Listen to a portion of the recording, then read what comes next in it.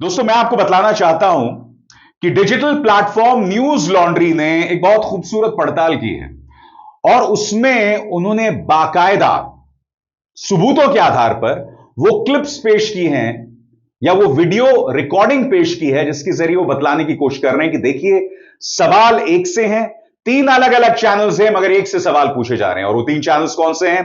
मुकेश अंबानी का news 18, NDTV और आज तक न्यूज चैनल। ये तीनों उतरे हैं और जाहिर सी बात है, सामने गृह मंत्री हैं तो इनमें से किसी ने भी कोई कठिन सवाल नहीं पूछे होंगे। मैं स्पष्ट कर देता हूं कि मैं इस निष्कर्ष पर नहीं पहुंचा हूं कि क्या पहले से सवाल दे दिए गए थे या ये कहा गया था कि आप ये सवाल पूछें।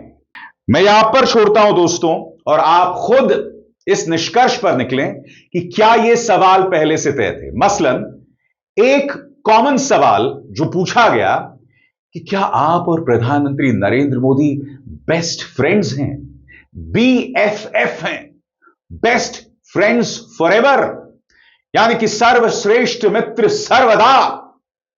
और बात वहां नहीं रुकती दोस्तों।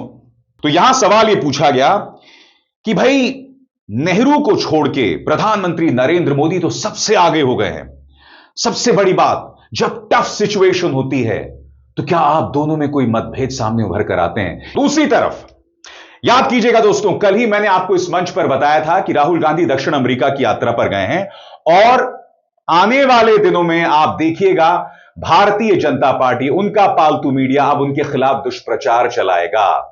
सुधांशु त्रिवेदी सामने आते हैं, जैसी मैंने भविष्यवाणी की थी, सुधांशु त्रिवेदी सामने आते हैं और कहते हैं कि अब सबको निगाह रखना चाहिए कि राहुल गांधी दक्षिण अमेरिका में किन रहस्यमय किरदारों से मुलाकात करेंगे।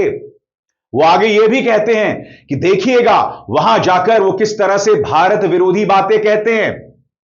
यानी कि जमीन तैयार कर दी गई है राहुल गांधी पर प्रहार करने के लिए।